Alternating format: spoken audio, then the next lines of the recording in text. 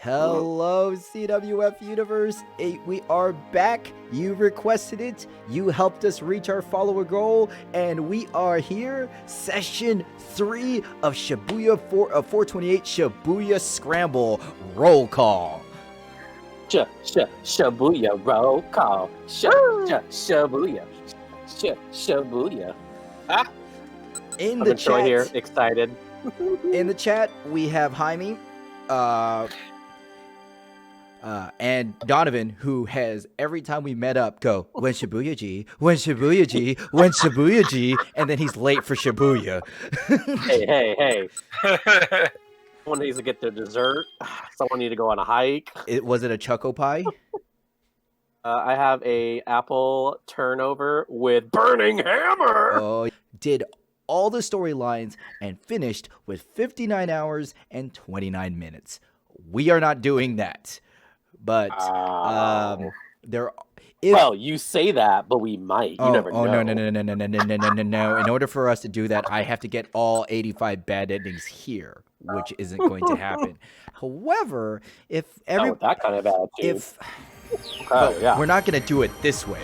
We could always enter the storyline this way if we want to specify a specific segment, or we do it the fun way. What's the fun way, chat? Well, the fun way is we go through here. You guys ready? Oh, yes. Yes.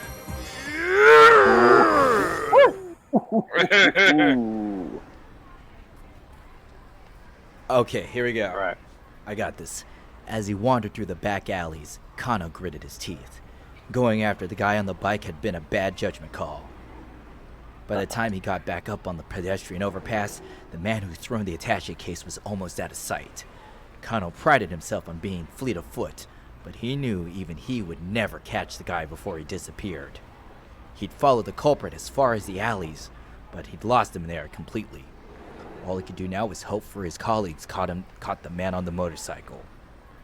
Do you know who the person is? No, we don't know who's on the motorcycle. Kuze's voice crackled through the earpiece. Jaime, that's going to be you. The man with the motorcycle dumped the bike and fled on foot. We've retrieved the bike and run the plate. We've determined it was a stolen vehicle. Stolen vehicle! The advanced police communication system is carefully maintained. By using digital wireless systems in their patrol cars, officers are able to directly assess the station's computer network, allowing them to quickly check if individuals on a wanted list or if the vehicle is stolen. We still don't have enough details to positively ID the suspect. The suspect now carrying the attaché case is heading through Dogenzaka, also on foot. We've got him under observation. It's now or never. The sudden appearance of the syndicate and its bizarre actions were rapidly moving beyond the jurisdiction of both the MPD and the local police. God, doesn't Kano have such a hype track? Yeah. Also, there's a bunch of just story being thrown at us all of a sudden. Mustering his resolve, Kano headed out for Dogen's. Well, Kano's in the thick of it. Like, when shit gets real, Kano's there. Yeah. Oh. Kano pulled his cell phone out of his pocket. It was Rumi calling. She knew full well he wasn't supposed to take on private calls while he was working on a case. Maybe it was an emergency. He decided to pick up. Me? I'm sorry. Are you in something right now? Kind of. Is this an emergency? Well, yeah. I'm in Shibuya right now, and... Shibuya? What? Why does she have to be in Shibuya now? Of all times. So, my father came down from Nagano all of a sudden. What? Rumi's father, Shizuo, had been staunchly opposed to the two of them getting married. Kano had visited his home many times, but the man had never even deigned to meet him. Yeah, he told me he wants to meet with you. What? Now? Kano blurted the words out with more alarm than he intended. I told him you were busy working, but he said he'd wait. This can't be happening. Kano whimpered to himself. I'm sorry. I know it can be demanding. That's not the issue. Forget offering to wait made it harder for him to refuse. All right. I'll have to call you back later, okay? I really am sorry. I'll be at the cafe called Lautrec. It's by the train station. Rumi hung up. Look at that face. For a No, long moment, Kano. Kano stood in a daze, staring at his phone, as if keeping up with the case wasn't stressful enough. Oh my god, poor guy. Maybe the criminals had planned an attaché case swap. Kano watched the newcomer like a hawk. But rather than making contact with the suspect, the man turned around and strolled back the way he come. He hadn't done anything suspicious at all. Yes, right, understood. Kano stole a glimpse of the man's face as he passed. He stopped and looked at Kano, seemingly aware that he was being watched. Kano decided to stare him down, look away nonchalantly. Oh man.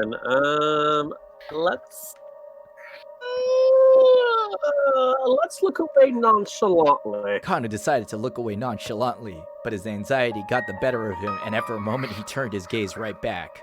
Soon the two men were locked in a staring contest. My apologies, the man said. He shut his phone with a click. I know it's rather rude to talk on one's cell phone when you're on a train. That's just common decency. The man affected a smile, then headed back to the car from which he came. Sheesh. Guess I overreacted. Jaime, take this. Let me see. You gotta stop staring at everyone. An oddly dressed passenger murmured into Kano's ear. Blend into your surroundings more. Sasayama? When did you get here? This is Kano's partner, by the way.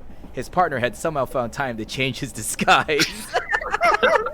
The one that was a homeless man once? Yeah, he was the homeless guy. Oh my god. Oh great. man, I didn't recognize him.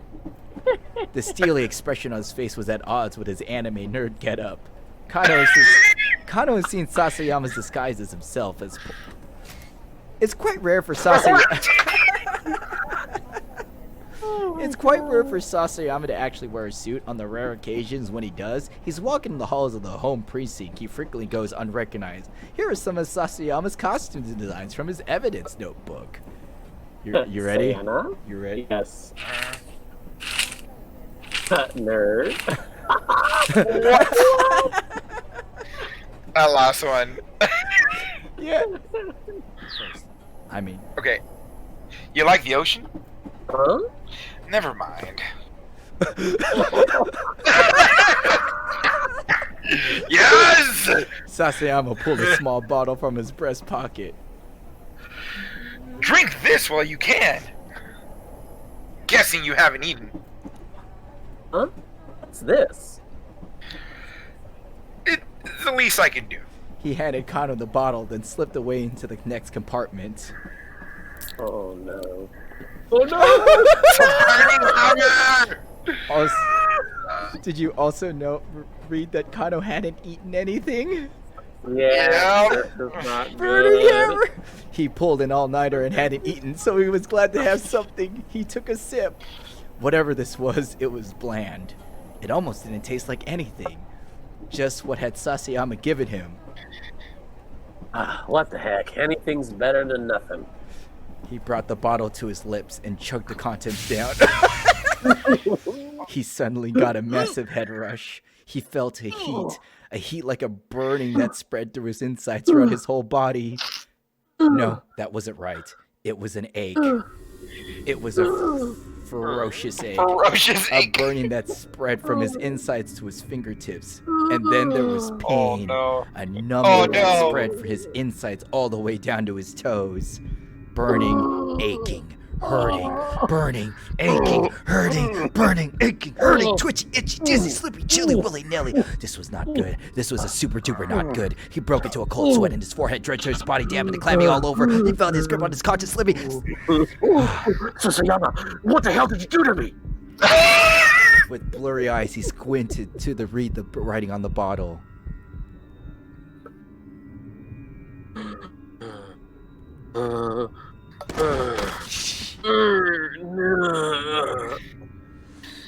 After a scant few letters, Kano blacked out.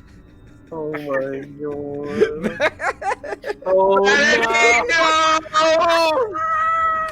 Burning Kano hammer! blacked out after drinking an unknown. When he got there, however, the door was locked. Mr. Toyama! Hey, Mr. Toyama!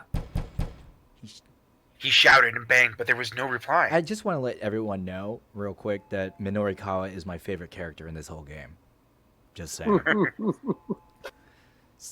Something was seriously wrong. Minorikawa took a deep breath and then kicked the door in. Whoa! Toyama was standing on a stool, about to slip his head through a noose that hung from the ceiling. What the hell are you doing? Minorikawa lunged for Toyama. The two men crashed to the floor in a tangled heap. A pile of clutter slid off the nearby desk and fell on top of him. Minorikawa, what are you doing? Toyama whined. Dragging himself back to his feet proved something of a challenge. That's what I'd like to know. Minorikawa's fury was mounting. What the hell is this all about? Well, you know, it's almost gas heater season after all. The hell it is? It was a beautiful sunny April day outside. Well, you know how sensitive I am to the cold. This was getting truly ridiculous. Minorikawa got right up in his face. Listen, just explain to me what the heck is going on, okay? He kept his voice low, but his eyes were steely. Hana clung tightly to her father, gazing worriedly up at the two men. It's us. Toyama let out a long, heavy sigh of resignation. Oh! What does this mean? Keep out means that there's certain story blocks where we have to Fergus, you'll need to jump from one protagonist. Sometimes jump keywords might be hidden within a tip. A man named Junichi Yaganashita shows up in Tama's storyline at 11:20, and he lets out a sigh like Toyama. Try checking the tip on that sigh. Oh. So remember how he sighed, right? So you're gonna see a jump. This is your first jump, Jaime. So watch this. Okay. I want to get you down, sir. Let's add a sob choke sigh. A deep breath. So one has no money to give, only sighs. Right around now, Minori Minorikawa is in the company of someone inclined to sigh this way. And how funny. Because we couldn't do this before because Minorikawa was stuck, remember? But now that we reached that point, we jump. What? That's so crazy. Yo, you have just seen the visual novel equivalent of a match cut. Because if this was a movie, Yaganashita would sigh and then would cut to Minorikawa sighing. The word Shibuya Scuttlebutt Special were plastered across the cover sheet in big, bold type. Okay, so a 12-page special edition block on Shibuya. Fair enough. And first on the docket... Shrink yourself thin with burning hair! This freaked of a scam! The only way to drinking more of something would make you lose weight would be if it were mixed with a laxative, probably. Still, there wasn't enough time to tweak the layout plan now. According to the proposal write-up, a product demo was scheduled for 1 p.m. that day. The location printed on the map was blurry and hard to make out, but Minorikawa had a rough idea where it was. It looked like he didn't have much of a choice but to swing by in the hopes of getting more material. He scanned further along into the proposal. Hey. When was Minorikawa? What time he's thinking about going to visit Burning Hammer? 1 p.m. What time did Burning Hammer get fucked up? 1 p.m. For 1 p.m. So, who do you think is making that choice to go? Shibuya. Shibuya now. Oh, sorry. The rise and fall of Shibuya's vigilante squad. Black market organ trafficking in Shibuya. Minorikawa decided that one of those three would have to go. He thought about it long and hard as he stared at the draft proposal. There was a good chance he'd really screw himself over if he picked the wrong one. Huh? Finally, he decided to cut.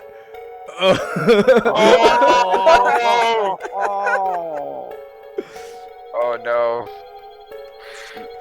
You giving the followers a choice? I'll give it to you two. Well, he did say that the Shibuya Now didn't have enough content. So I would vote for A to get cut because there's not enough content to report. But there, he also That is- said that content C was a lot of time for him. Oh, that's true. Remember, And that's the Oregon one. But it intrigued them the most. it did. I know. You have to remember, Ooh. he's looking to fill pages. Yeah, well, if he cuts Shibuya Now, he's not going to cut anything from the pages. Oh. What do you think, Mr. Satan? I think it has to be Shibuya Now because the rise and fall of Shibuya's Vigilante Squad points to the gang that we've been seeing. So if he cuts the story about the gang, it could lead to that bad ending we saw. Could be. Then he says he doesn't have time to double check the black market organ stuff. It's already 11:27. When is he going to get to the... Maybe if he's busy doing stuff, won't have time to destroy the demo. That is true. This will rewrite that chapter. And that means he has to get rid of something small, so he gets tied up with something that's going to take him a long time. So maybe getting rid of Shibuya Now then. Yeah, I Okay. agree. Shibuya Now. A, my final answer. Okay. Win $1 million? All right, you're gonna catch Shibuya Now. He decided to cut Shibuya Now. I know what you're thinking, the two of you, by the way.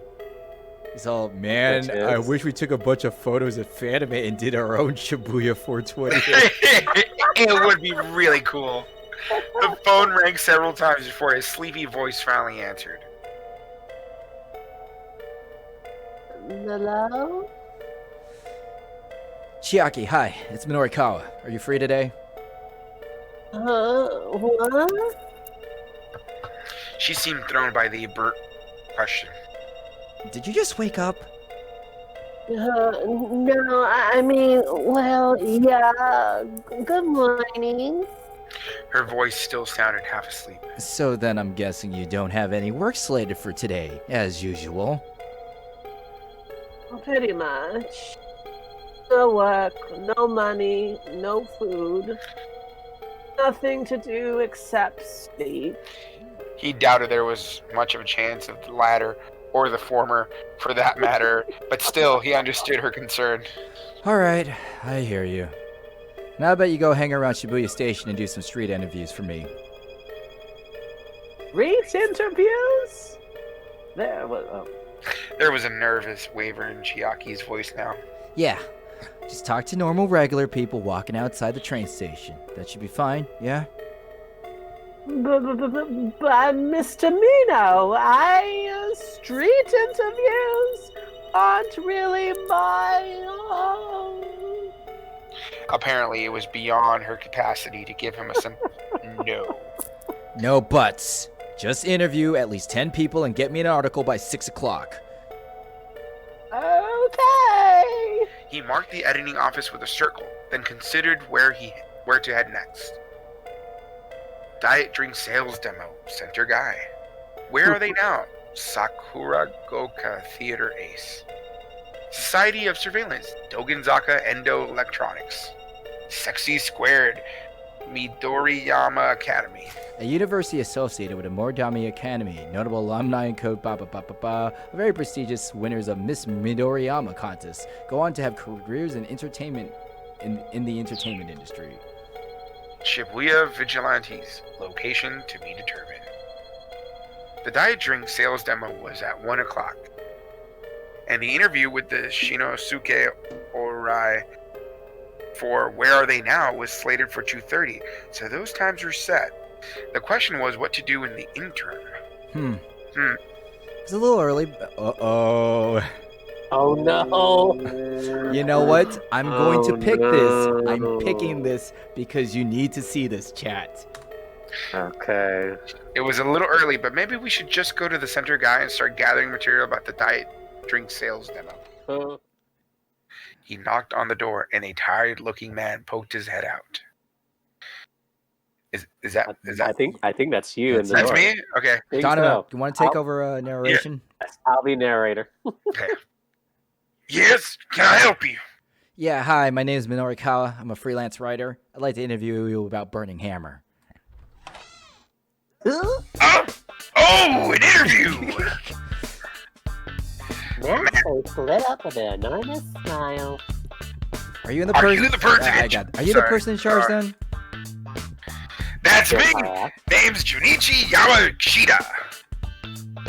Thanks for your interest in Burning Hammer.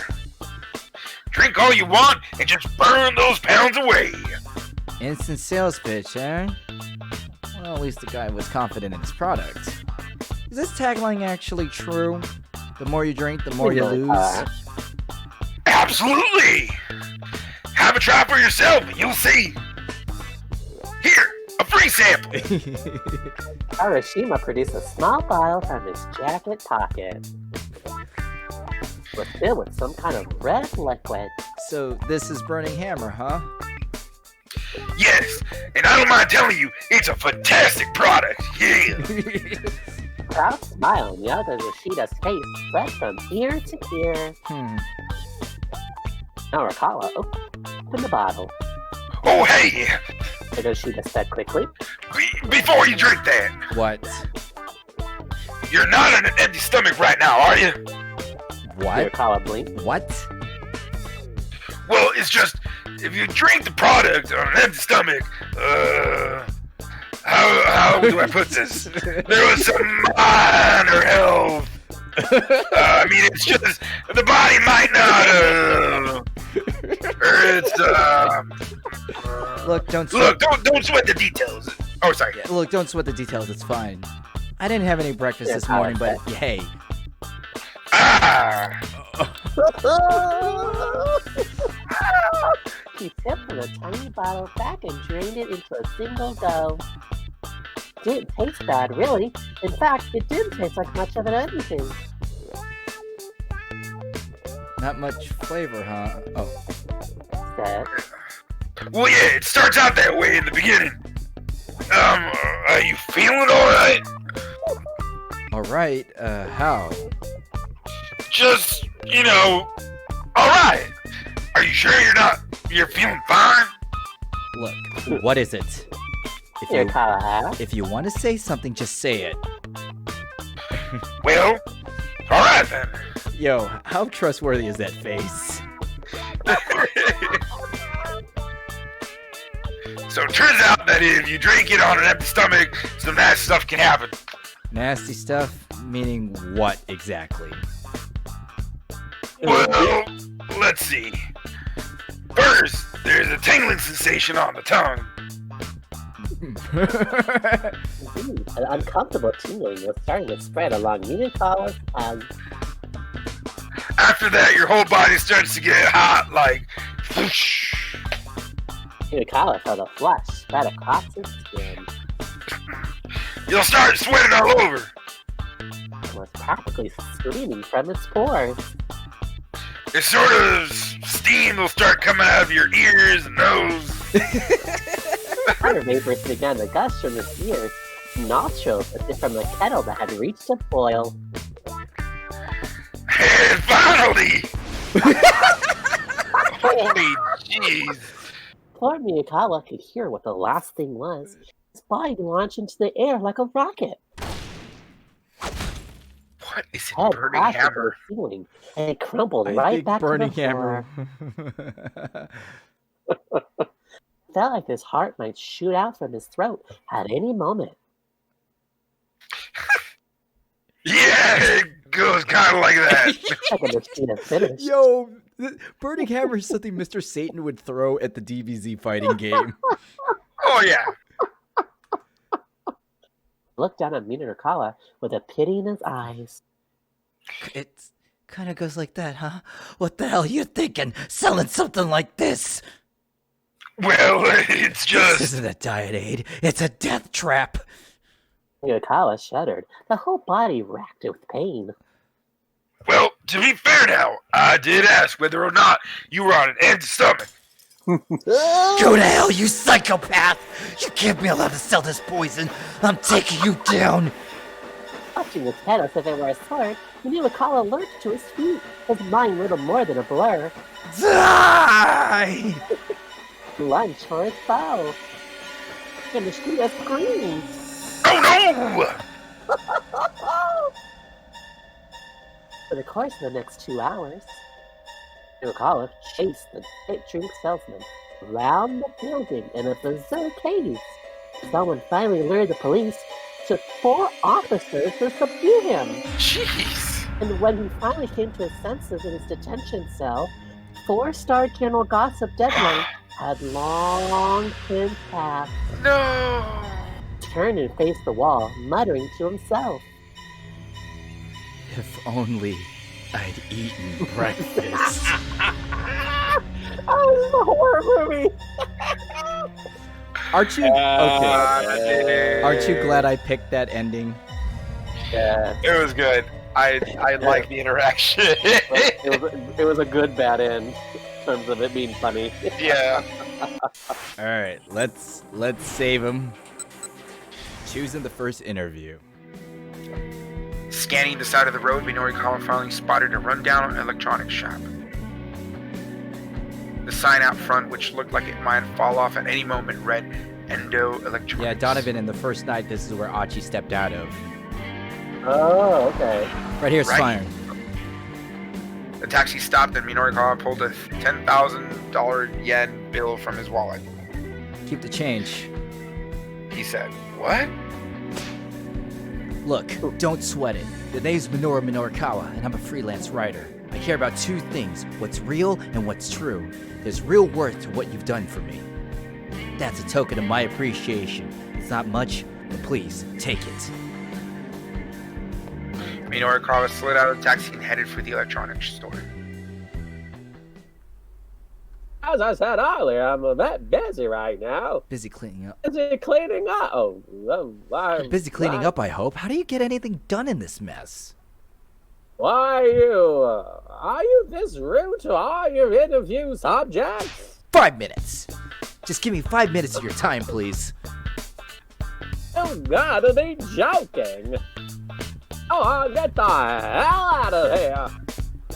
Endo headed for his back room in a huff. Fine, then I'll just have to write about what you've already told me. Namely that Endo Electronics sells defective merchandise. Huh? What are you implying? Did you or did you not sell that theater troupe a defective piece of equipment?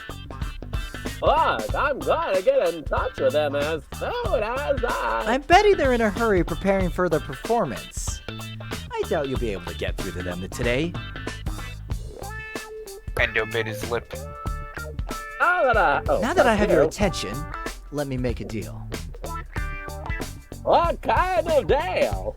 I'm meeting with a member of the Wandering Angels a little later today. I can let him know about the dry ice machine for you. In exchange, all you have to do is give me an interview. Endo scowled. And where's your proof that you're meeting with the Wandering Angels? I might take advantage of a guy when he's down, but one thing I'm not is a liar. Alright, back to the matter at hand. What did you decide to do about... Oh yeah. He flipped his notepad back open. What did you decide to do with all these juvenile delinquents? I set a tiny little web camera in order to protect my property. I see. And I'm guessing the webcam did the trick? Oh, did. And so then other local businesses heard about it and started asking me to install one for them.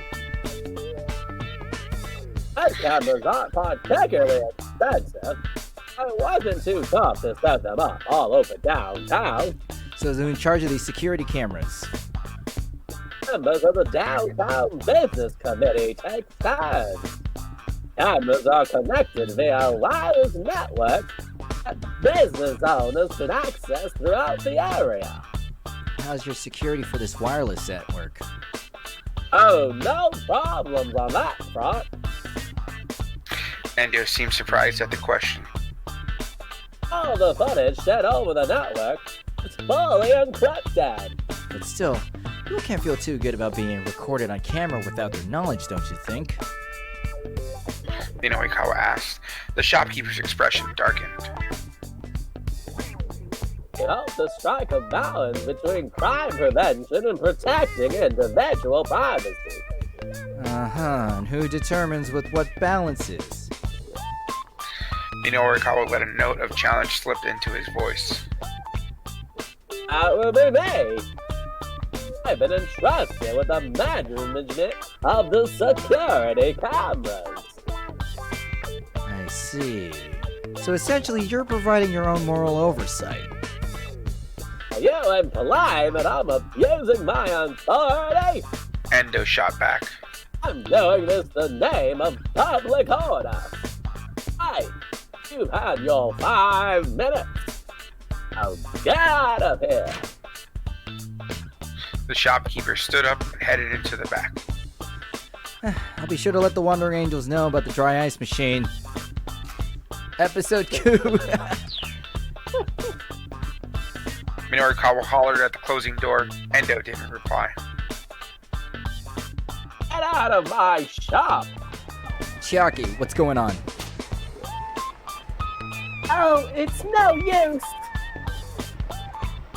She sounded like she was on the verge of tears. What's no use? I can't do this. Just can't talk to people passing by on the street. What? Oh, why not? It's just that everyone's getting so busy when they're talking fast.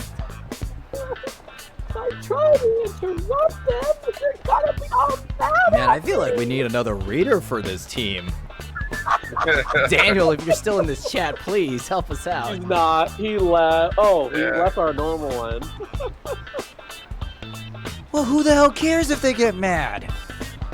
Minoikawa was ready to start ripping his hair out. I don't want them to be mad at me. She whimpered again. Well, this wasn't about what she wanted, was it? She was supposed to be working, not whining. Look, Chiaki, you need to get those interviews, period. Did I make myself clear? He hung up before she could squeeze in an objection. Damn it! Just what I needed. Minoikawa muttered. One more thing to worry about. He pulled at his hair a few times and cast his word gaze in the direction of Shibuya Station. What that jazzy music. Yeah. Ooh, to be continued. Ooh. We got to the end with Minoru.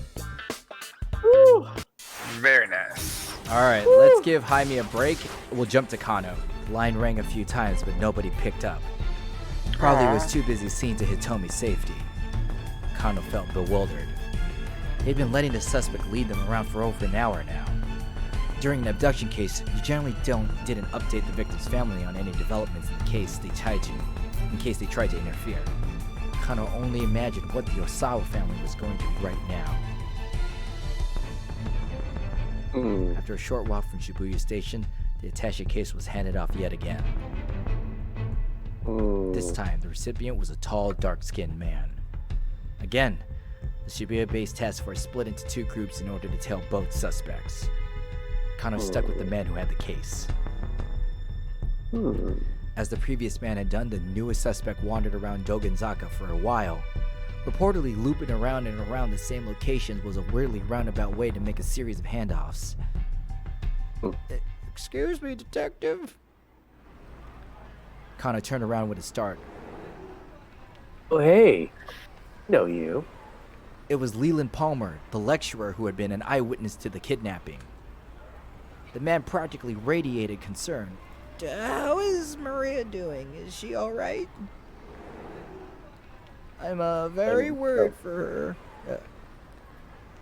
His Japanese was halting out. My heart is with her family. Kano gave a quick look around. It didn't appear they were being watched. Maybe Palmer knew more than he told the police earlier. If Kano talked to him now, he might get some additional clues. Oh. If the syndicate spots us, my cover's blown. We're hosed. I can't stick around like this. Okay, Donovan. B, I can't stop. If the syndicate spots us, oh, that's you. If the syndicate spots us, my cover's blown. We're hosed. Can't stick around like this. Lynn, I'm sorry. At this stage, I can't share any details. Oh. Kano felt his whole body stiffen with dread. Oh, it's the dad. Is this my father-in-law speaking? Don't remember being anyone's father-in-law. The speaker's tone was firm and flat. Oh, I know. I just, Kano found himself at a loss for words. So you're dating my daughter, huh? Yes, sir. Kano barely squeaked out his reply. Thinking about getting married? Sir. Speaking of which, I'd love the chance to sit down and have a nice, long... Then how long are you gonna keep me waiting? Hurry up and get your ass over here. Oh, shit. What? Dad? What did you say to my boyfriend? Listen to you, calling that boy little pet names and whatnot. I think you're a little too attached. Daddy, you haven't even met him. That's why I told you to have him come see me. How long is he gonna make me wait? Kano listened as the two argued on the other end of the phone. The phone must be lying somewhere between them. But did it get any more awkward? I love his face. Ruby, I'm sorry. Kano shouted apologetically into the mouthpiece. This is all my fault. Please, don't have to fight like this. The phone clattered as Rumi scrambled to bring it back to her cheek. No, I'm the one who should be sorry. Sorry for what? No. Sorry for what? It was Shizu again, grumbling in the background. You have nothing to apologize for. I'll deal with my father. You just focus on work, sweetie. I know you're in the middle of something really important. Thanks, Ruby. Kano was legitimately touched. Aw. I'll do my best. Kano hung up and went back to the task at hand, more determined than ever. Wow. For Rumi's sake, not to mention the victim, he needed to focus on cracking this case. The man he was tailing was walking several meters ahead. There was no telling when Kuze might give the arrest order. Kano braced himself to spring into action the very instant the order came down.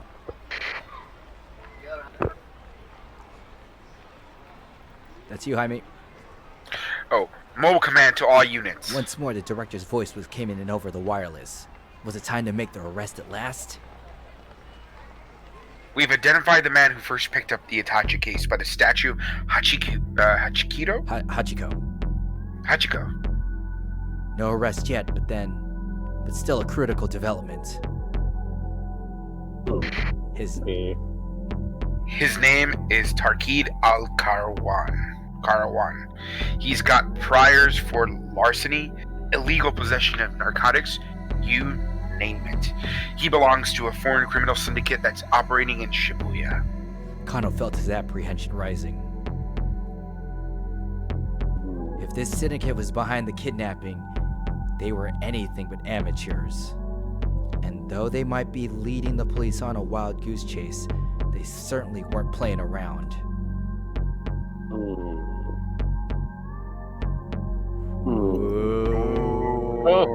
Continued. So we closed out Kano, we closed out Tama, Osawa, and Norikawa. It's time to go to Achi. Achi. A sudden angry shout broke the silence as they hurried along. Hey, Hold it right there. Achi and Hitomi stopped, but the shout wasn't directed at them. Oh. Further up the road, a group of thuggish-looking men were having some kind of argument. The man who was shouting had grabbed one of the others by the neck. Idiots! You still got the call to call yourself SOS? The Studs of Shibuya, a youth gang operating out of Shibuya, founded by Achi Endo. Its current leader is Susamu Nishizawa. I mean, yeah, to me, but... The other men standing around looked distinctly uncomfortable. Takes money to run an organization. Oh, I'll take this. No, I know. This is not like you're Achi or nothing. I thought maybe you could spare some help and all that in front of the... on front, boss. The top dog, the man in charge, the head honcho. Hitomi looked at Achi when the stranger spoke his name. He smiled awkwardly, then turned back to the altercation. Shut your mouth. Susamu barked. How dare you say Achi's name in my presence? Hey, Achi. what was that about me? Whew. As soon as they saw him, the other men went pale. Achi kept his tone casual as he strode up to the group. Susumu, you can't just give the guy a beat down in broad daylight. To mess someone up super bad, usually with punches and kicks. Just in kicks. Don't want to shock the upstanding people of our fair city. Oh yeah, Achi, he looks like a mean guy. Susumu glared. can we drop the pleasantries? I Replied with a hint of sneer. I'm having You got it, Susumu. And I'd like to point out, we're not on a first name basis. With that, Susumu turned and stalked away. His buddies followed suit, leaving Achi and Hitomi alone again. Did you know that guy? His name's Susumu Nishizawa. And yeah, I know him. Or I thought I did. Used to be friends, way back. Me and those guys were all part of the same crew, but I bailed a little while ago. Achi fell silent. To his great relief, Hitomi didn't pry further. Hey! He sorry. Hey, He called out to the proprietress, a sharp-eyed middle-aged woman. you're looking as lovely as ever today, I see. Oh, Achi! Are you done collecting trash for the day? The lady looked at Hitomi, her eyes lighting up. Makiri Yoenda, when she was 19, she happened to stop by this place and was captivated by the chill curry soba. By day's end, she had decided to make the restaurant her new home. Married the owner at age 22, and then managed the establishment together. Last year, her husband of 32 years passed away. Now she safeguards the generation-old secret of chilled curry soba on her own. Is this your girlfriend?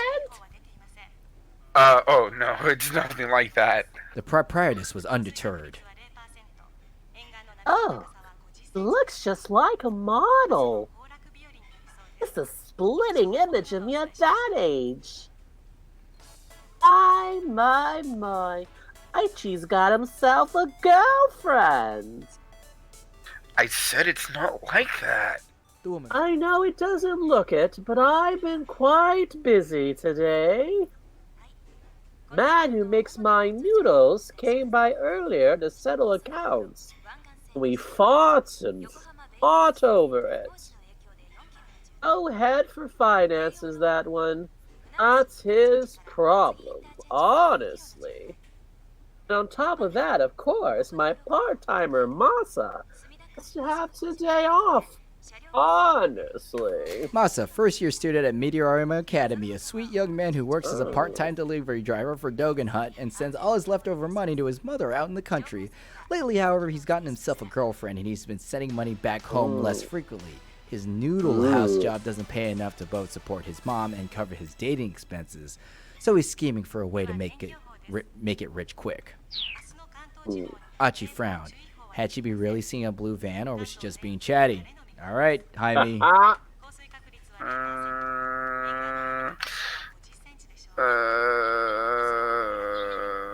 I would go with A.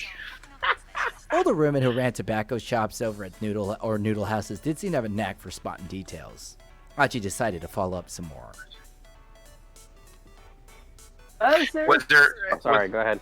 Was there anything unusual about this van? Well, let me think. The woman frowned, pausing a moment in thought. Flash of recollection shone in her eye. That's right. Now I remember. I think there was some foreigner sitting inside. Achi and Hitomi exchanged glances. Yes, I'm sure of it. The man who makes my noodles said he saw it too. Was Was there anything? Was there anything else? No, not that I could remember. Hitomi hung her head in frustration as they left the soba shop. Achi did his best to cheer her up. Hey, we might still find that car. Let's try waiting around here for a while. Just waiting? What good would that do? It's possible that they went looking for you when you didn't show. Maybe they'll come back, you know? He sat down on the edge of a platter outside the restaurant. The criminals already have the money. Even Achi understood the implications. Now that the crooks had the ransom, their hostage was nothing but a liability. Why take the risk of letting her go when they already had what they wanted? The situation was bad, very bad. Still, just running around Shibuya willy-nilly was going to tire and frustrate them. Achi wanted to make sure Hitomi had the chance for a little break. We don't have anywhere else to look, so let's just give it 10 minutes, okay? Hitomi seemed unconvinced. She looked like she might have just marched off down Dogenzaka at any moment. I understand how you must feel, but know what they say. Slow and steady, stay in place. Hitomi bust out laughing. What's so funny? It's slow and steady wins the race. For real? Hitomi smiled, then sat down beside him. All right, we can wait here for 10 minutes. Cool, we've even run enough races today already, right? Hitomi kept her eyes on the cars passing through Dogenzaka for a while. Then she murmured softly to Achi. Thank you so much for everything. Really. You can thank me after we find this fan. I'm sure if I'd been by myself, I'd have been in too much of a panic to do anything. Aw, what can I say? I try to keep my head up and face things as they come. You're quite the optimist, aren't you? Achi grinned. He tried to recall what optimist meant. He was pretty sure it had something to do with doctors, or maybe glasses. The shy, sweet look on Hitomi's face as she said it, though, made him figure it probably wasn't a bad thing, whatever it was. Cars drifted on by, one after another, but they saw no sign of a blue van. After a while, even Achi began to grow impatient. This was starting to feel like a waste of time. And then...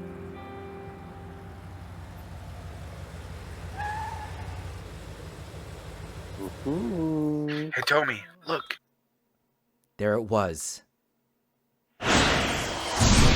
Ooh, they would do that to us. Oh no, They would don't worry. do that to us. We know how to do it.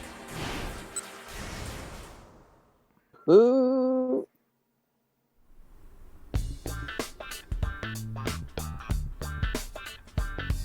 My son. Ah. Jump to Achi. We jump back to Adachi. Achi, I mean.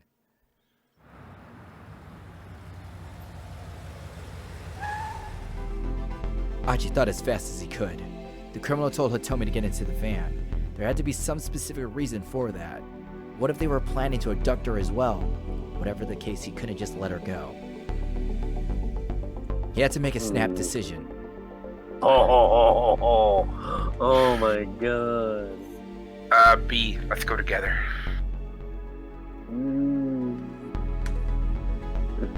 Okay, let's go together then. Does that work for you? Please, we have no idea who or what we might run into. Hitomi gave a slight nod. Alright, but let me go first, you follow, okay? Got it. Achi waited as Hitomi started walking, then followed her at a distance so it wouldn't like they were together. She headed straight for the van. Two men got out of the car, neither of them Japanese. Achi picked up his pace in case he needed to close the distance fast. One of the men approached Hitomi and said something to her. She gave an affirming nod. Suddenly, the two men grabbed her from either side. They dragged her to the van and shoved her into the back seat. Achi broke into a sprint. Of course it was a trap. He couldn't guess their whole plan was, but kidnapping Hitomi was obviously part of it. But before he could reach the vehicle, the door slid shut. The van sped off an instant later. Achi raced after it. He ran as hard as he could, thinking of nothing else. He couldn't give up now. Couldn't let things end like this. He made a promise. No quitting halfway. And no turning his back on someone in trouble. But the car kept getting further and further away. Before long, it was just a blue speck that vanished in the cityscape. No. You chose wrong. Achi never saw Hitomi again. Oh no, bad end. Right when things were getting sweet, Jaime. Damn it. Don't worry, we could change it. As he got nearer, he tried to sneak a glimpse inside. The van's dark window film made it hard to see who might be inside, or even how many people. Casually, he moved closer still to get a better look. Suddenly, the sliding door buzzed open and several people jumped out. None of them were Japanese. Within moments, Achi was surrounded. Whoa, what? Hey, what's the deal? Achi said. He let out a little chuckle. Man, that thing must be packed. How many seats you got in that thing anyway? He took another step toward the vehicle and looked inside. One of the men pulled a knife from inside his jacket, thrusting it out in Achi's direction. He probably meant for it to be a simple threat, but on reflex, Achi went into self-defense mode, kicking him right in the jaw. There was a loud crack as his foot connected. The man dropped out like a light. The other started, then rushed him. Well, this sure has got as planned. Too late to take it back now. The damage was done. Achi was going to have to take out the rest of these punks too. He nimbly shifted his feet, evading their initial attack. Having to take these guys on 3-1 wasn't going to be pretty. Achi! He heard Hitomi cry out. Crap. He hadn't given any signal, but she had come out of hiding anyway. Hitomi, stay back. How is he supposed to fight off 3 guys and protect her at the same time? What could he do? What should he do? Within moments, a number of passerbys have gathered around the fight. Maybe they heard Hitomi shouting. Hey, what's going on? Hey, what's going on? Oh my god, that guy's... Oh my god, it's been a knife!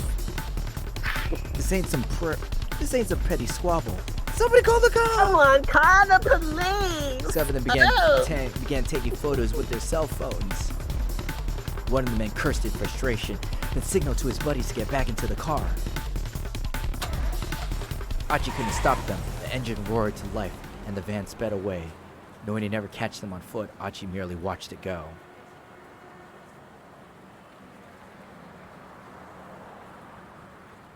He'd failed. This was his fault, all of it. Achi bit his lip hard. How could he possibly face Hitomi now? Achi? Tomi's voice was hollow, empty. Achi stared down his feet like a scolded child. I'm sorry, I didn't see whether your sister was in there or not. I see. The words, so simple and matter-of-fact, stung him to the heart. I'm so sorry. But Hitomi simply shook her head. The fact that she wasn't even chewing him out made him feel all the worse. I know I messed up, but He was going to say, I'll make up for it somehow, but he froze with fear of what he saw next. Across the street, staring at them, was the man with the cane. Hitomi, it's him. They had to get out of here. They needed to put plenty of distance behind them before the assassin came after them again. But they also needed to find a van again and rescue Hitomi's sister. Were they able to find it and stay away from the man with the cane? Achi wasn't sure one way or another, but with Hitomi in tow, he hurried onward along Center Guy.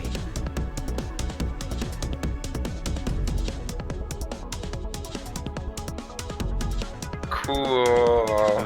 We continue. Guess what, everybody? What are we guessing? Well, everybody hit to be continued, right? Yeah.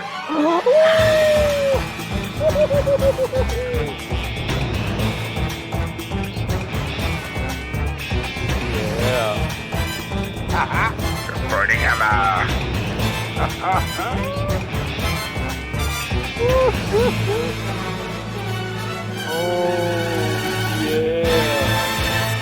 We have reached 12 to 1 p.m. Oh my god. I think this is a good place to stop, since it's already midnight. That is awesome. But gentlemen, what did you think about that? I'm just fascinated, man. Like, just Achi story, Tama story, Osawa story. Minori Kawa really shined through this chapter. It was really fun to follow him around. Yeah, that's the funniest thing about Minori Kawa in that chapter is that you guys never really cared. Like, you only just knew about that, and now you know. Oh shit, Minori Kawa is like fucking shit up everywhere. Right. Thank you for the biddies, 128. Can't wait for the next part. Yeah, but Achi just got a shit ton of development, right? Oh yeah. Oh. That's crazy. You guys see why I love Minori Kawa with just how abrasive he is?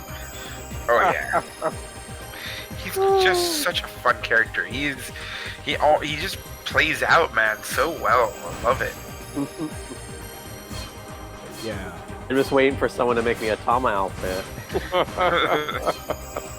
Oh, you could already see how these two are linked. You can see how Osawa's tied in. Meanwhile, Minori Kawa is just kind of hanging around the outside.